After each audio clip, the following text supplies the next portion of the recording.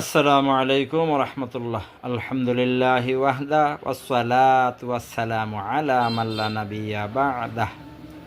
প্রিয় শ্রোতা, আমরা অনেক সময় চাষটলে বা আড্ডার জায়গায় বসলে আমরা আরেকজনের কুৎসা গায়ে বদনাম বলি, গীবত করি। অথচ আল্লাহ রাসূল সাল্লাল্লাহু আলাইহি ওয়াসাল্লাম এটা নিষেধ করছেন। এটা অনেক বড় গুনাহ। এটা হলো ক্রেডিট কার্ডের মতন। আপনি আরেকজনের গীবত, হিংসা, পরনিন্দা করবেন, আপনার অ্যাকাউন্ট থেকে আমল ওর অ্যাকাউন্টে অটো চলে যাবে। আমলগুলি অটোমেটিক চলে যাবে। মানুষের প্রতি খারাপ ধারণা করা, মানুষের প্রতি এই কুৎসা রটানো এবং মানুষের প্রতি খারাপ চিন্তা করা অনেক বড় গুনাহ। অথচ মানুষের প্রতি সুচিন্তা করা, মানুষের প্রতি ভালো চিন্তা করা এবং মানুষের প্রতি ভালো ধারণা রাখা উত্তম ইবাদত। আল্লাহ রাসূল সাল্লাল্লাহু আলাইহি ওয়াসাল্লাম এটাকে ইবাদত বলেছেন এবং এই হাদিসটা পাবেন মিসকাতের 4827 নম্বর হাদিস। আসসালামু আলাইকুম ওয়া রাহমাতুল্লাহ।